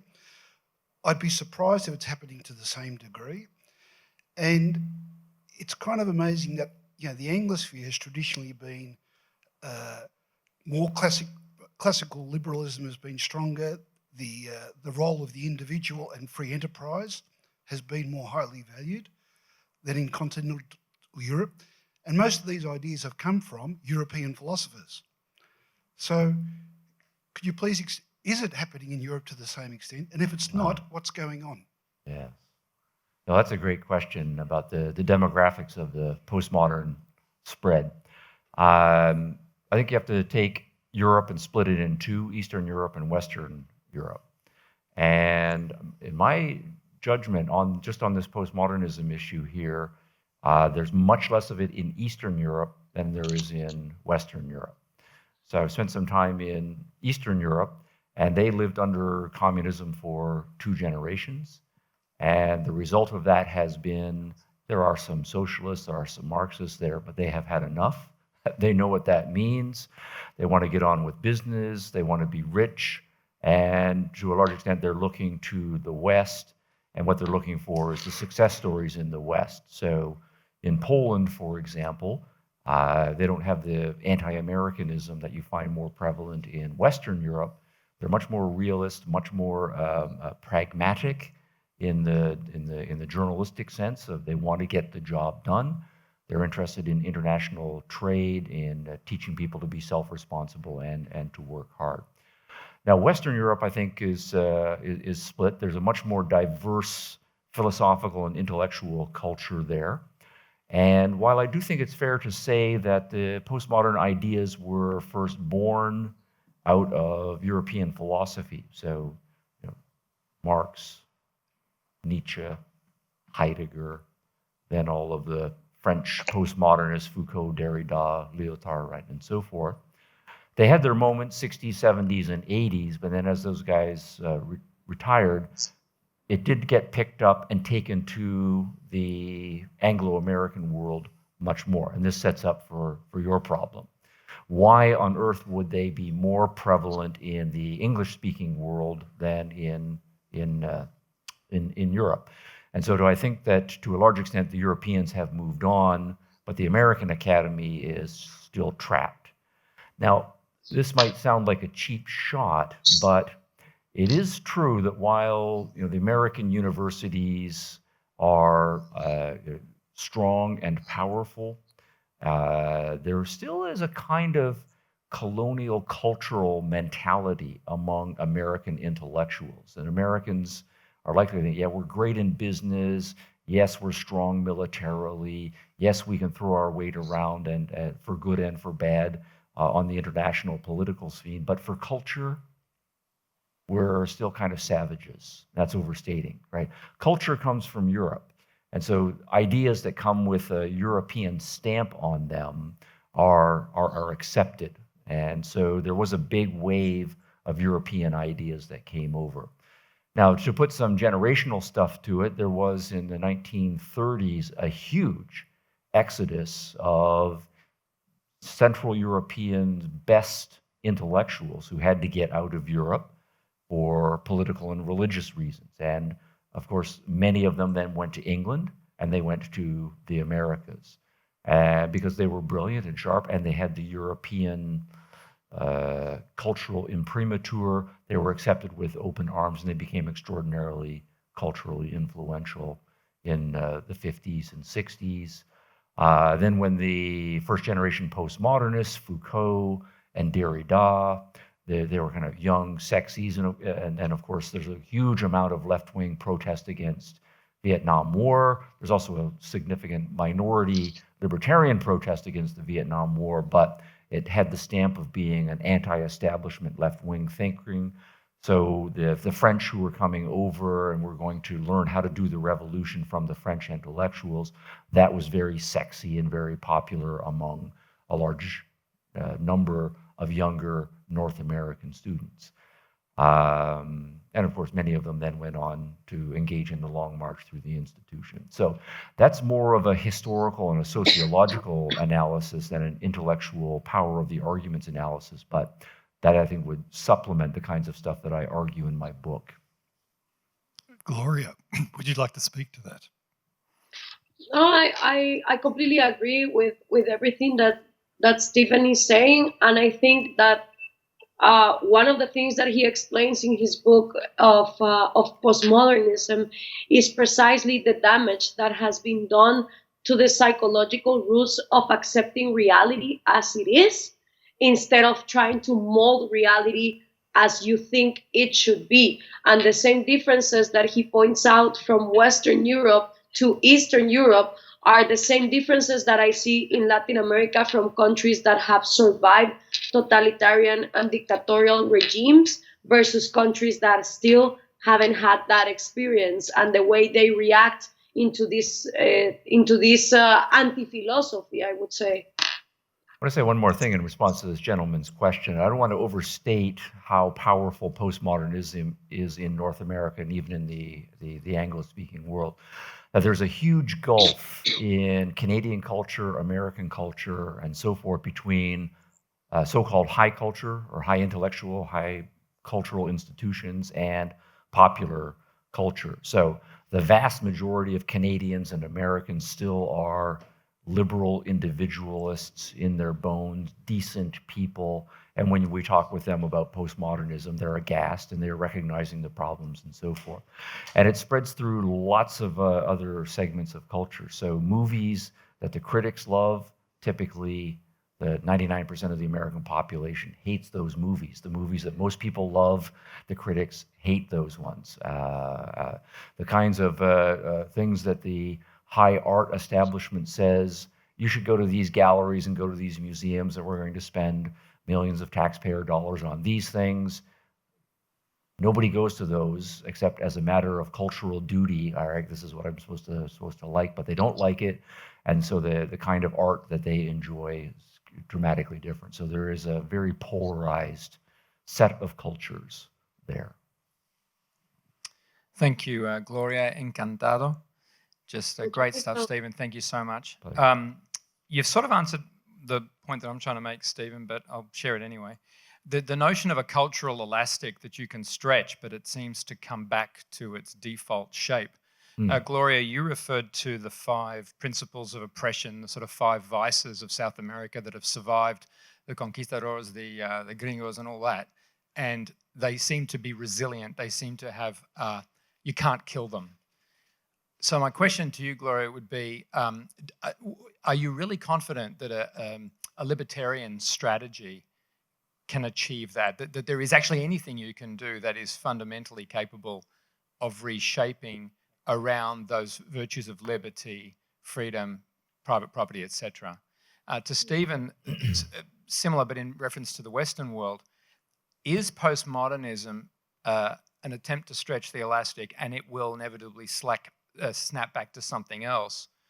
Or is postmodernism, wokeness, all the kind of political stuff that's going on, identity politics, etc., might that be stretching the elastic to some new shape? And if not, what is the default elastic position for the Anglosphere? And hence my suggestion that you slightly answered it already. I'm just exploring this idea of an elastic. That's a great question. Yeah, Gloria, please go first. If I'm confident that free markets and free individuals live better, yes, because that's what data. Yeah, that if I'm confident that free markets and free individuals have better lives and better progress, yes, not because I say it, but because that's what the data shows. And I think that South Americans, as part of humanity, don't escape that reality. So if I'm confident that put it into place, these policies would work, yes.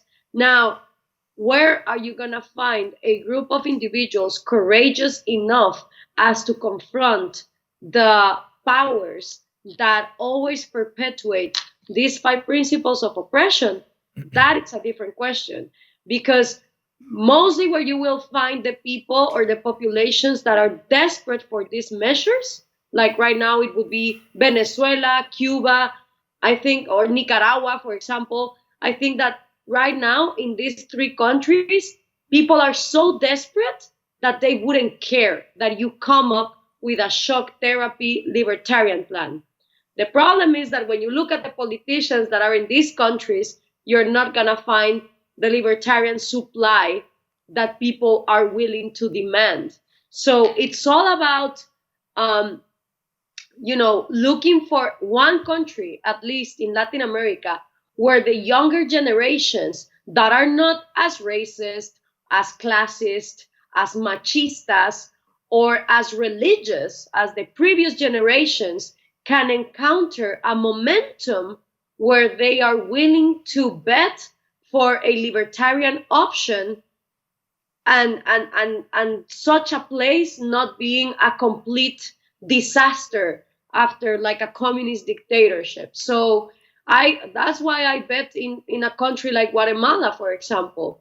But yeah, I like your metaphor of a cultural elastic, right? Each culture has one, and you can stretch it this way and maybe go a little left and go left, but there is a centrality to it. Now, if we extend that metaphor, then I think postmodernism amounts to trying to cut the elastic, right? So you get people stretched out, and they can become stressed, and then they reach a breaking point. And you can snap it, and then we're into some other thing. So sometimes I spend a lot of time talking with young people, and I'm often trying to get a sense for who their idols are, who they're looking up to, who their role models are. And I think, as human beings, we all, when we're young, we have aspirations and we want heroes in some sense. So who's the iconic hero that all of the elastic stretching around would stand for? I think see if Gloria agrees with this, that in the North American context, over the course of the years, someone like Steve Jobs has persistently been a hero. Young people, they all know who Steve Jobs is. Even if they're not planning to become entrepreneurs, and certainly not just going into the tech sector, but that the idea of being your own person, being a little different, even being idiosyncratic and in your face if you have to get what you want done, but to be cool. And then, of course, to make a whole lot of money doing cool stuff. That speaks, I think, to the American psyche, and in a slightly more polite form to the Canadian psyche as well. So he's been dead for a few years now. But someone like Elon Musk, I'm noticing my students always are talking about, right, Elon Musk, even if they're not tech friendly. Now, Latin America, my sense there is Che Guevara. And there's a kind of romance there. Steve Jobs is not a corporate business hero. He's an entrepreneurial guy who wears whatever he likes, says whatever he wants, and so on. So it's like the romance of business embodied in Steve Jobs. And then the same thing, I think, is true of Che Guevara. So you talk about things, snapping back, and maybe in parts of Latin America, things get better, right, and worse, but they kind of snap back to this revolutionary, I'm gonna go out there and stick it to the man, and I'll probably die trying. But there's a romance to dying like Che Guevara for this cause.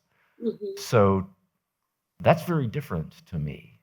So, if you want to die like Che Guevara instead of living like Steve Jobs, the cultural elastic is very different. So, Gloria?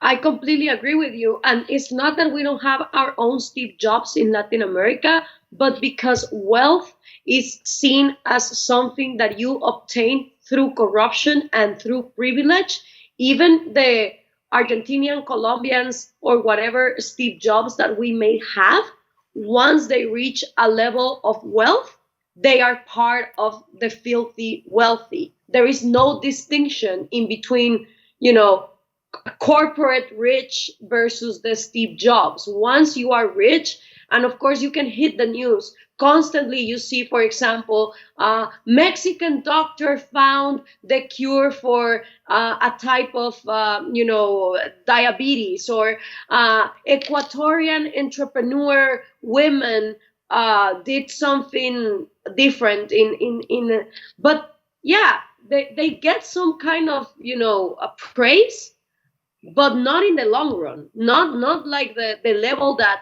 Evita Perón, Che Guevara, Maradona have. It's like it goes back to admiring those characters. Where being wealthy in Latin America means that you got wealthy because of corruption. So and not because of your own effort, right? And there's always whenever someone becomes famous or achieves something, the first thing in Latin American minds is, well, who are they sleeping with, or who are they making business with, or who do they know in government in order to have this. Like, there's always the component that if you achieve something, it's not because of your own talent or your own merit, it's because you got pulled up in the system. Yeah. Thanks, Stephen, and thanks, Gloria. Great. Evening. I was just thinking. Oh, sorry, a bit closer. How's that? Yeah. I was thinking. I was reading Dostoevsky's the Possessed, and in his that novel, the proponents of socialism were not the poor. It wasn't the serfs that were rising up. It was the middle classes, and it was those middle classes that were looking for success out of something without earning it, sort of thing. They were looking for it mischievously and underhandedly, trying to bring other people down rather than put themselves up, if you know what I mean. And it's certainly true that in most, when you scratch a socialist and you'll find a rich daddy, that seems to be quite a common thing, including Marx, Engels, and most of the people that were in the Russian Revolution. I just wonder what, because it seems to keep coming back. It never goes away. And I just wondered what you might think about the youth and. All right. You have to my ear a very charming accent, but let me recapitulate to see if I understand. So, reading Dostoevsky's Possessed, Yep. So, right? Dostoevsky, the great psychological novelist of the 19th century. And the thesis being advanced in it is that the middle class is aspiring, but given social and political structures of Russia in kind of late feudalism, only underhanded methods are going to enable them to get up the ladder? Yeah, they're looking to socialism to improve their lot. Okay. Yeah. Socialism being the only alternative they can envision to high feudalism as extant in 19th century Russia. Well, that's what they seem to be possessed with, that idea. That's what the novels. Okay. Yeah. All right. So the question is about that. I just wondered about your comments and perhaps Gloria's comments about that. The socialism, it doesn't come from poor children. It comes from the rich and the middle class children. All right, fair enough. And I mean, and that goes. And what I'm saying is that goes as far back as Dostoevsky. Yeah. Right. So that does tie into something Gloria was saying earlier. So this is like a sociological analysis rather than an intellectual or ideological analysis of socialism. That perhaps people of the middle class have enough education to be able to think in terms of alternative principles, and for whatever reason, they are attracted to socialism. Okay, that's an interesting thesis, and I know that there are some sociologists who have argued that, and what they have done is they've looked biographically at all of the leading socialist thinkers across history and seen what kind of economic background they come from. So Karl Marx, Jean-Jacques Rousseau, Saint-Simon, right, and so forth, and all of them are coming from comfortable circumstances. So it would be interesting then if you don't find significant representation among serious socialists of very poor people, because that then might indicate that there's a kind of a realism. I just have to work my way out of it instead of ideologically getting interesting, but I don't have a deep thought on that. I do agree with the fact that I actually comment this on my book about the progressive. Like, no socialist in Latin America has come from the poorest of the poor. They all come from upper middle class. And I did some exercise like what Stephen is talking about, like biographically looking at Fidel Castro, who was the son of a huge landowner in Cuba making businesses with the United States, or Che Guevara, who was part of the upper middle class of Argentina, and his grandparents, one of the most wealthiest men of La Pampa, Argentinian. And also, like, if you see at the Marxist guerrillas that were formed in Latin America, They didn't start in like the poor villages where illiteracy people were there. No, it started in the universities. So I think socialism is a rich disease for sure, because it's the arrogance of getting into an intellectual level where you think that you can control society. They ignore completely what Friedrich Hayek so brilliantly said with the spontaneous order, and the fact that there's no one individual with all the information as to make all the economic decisions that need to be made. They believe that only with a virtuous individual with enough altruism and no self-interest, they will achieve this new man. To the But he explains conclusion. that a second man is going to be possible, and this man is not going to have self-interest or self-esteem, and he's going to be willing to sacrifice for the sake of the people. But I believe that all these delusions always come from upper middle class.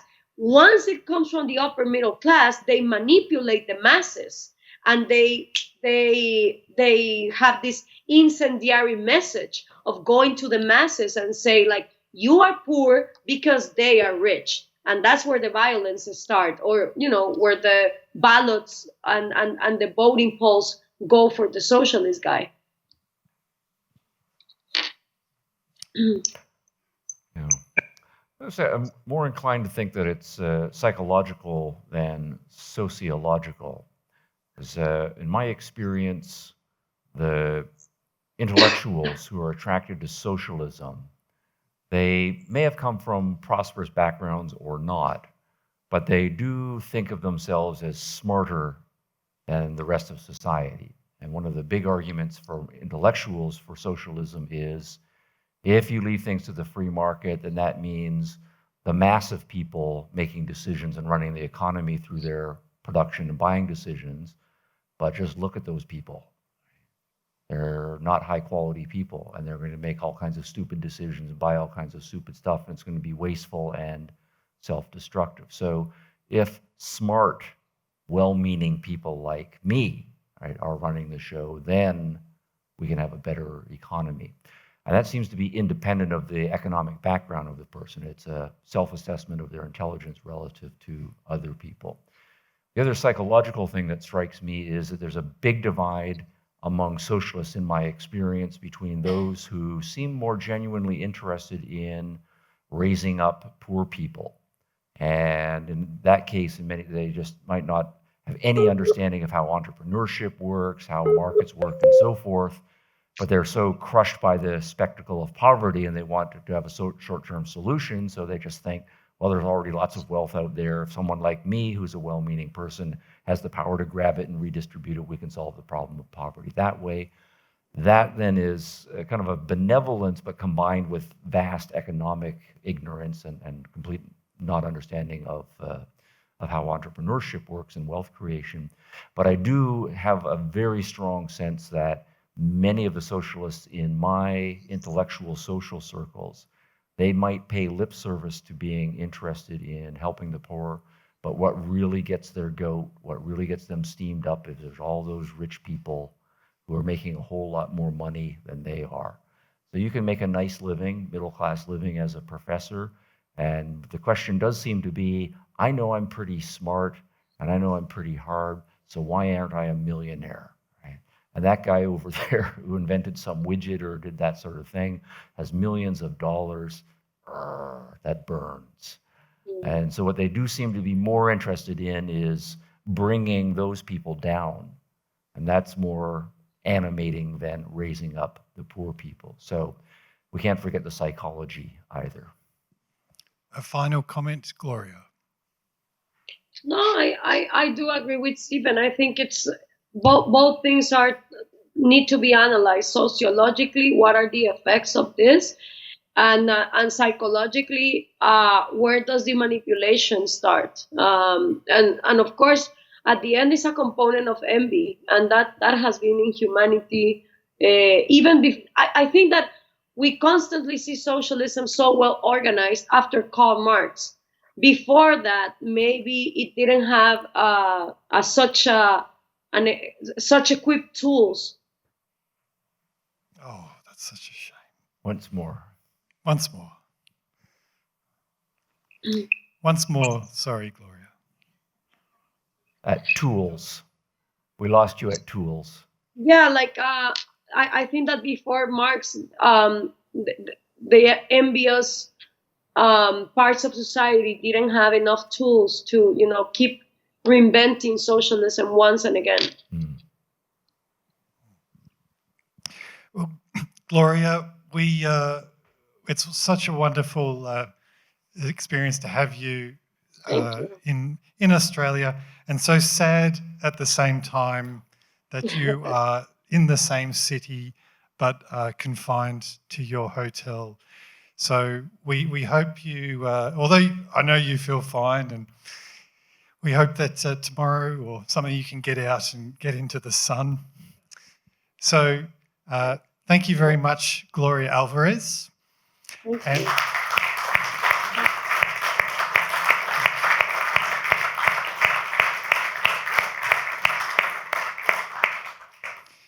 And thank you very much, Professor Hicks.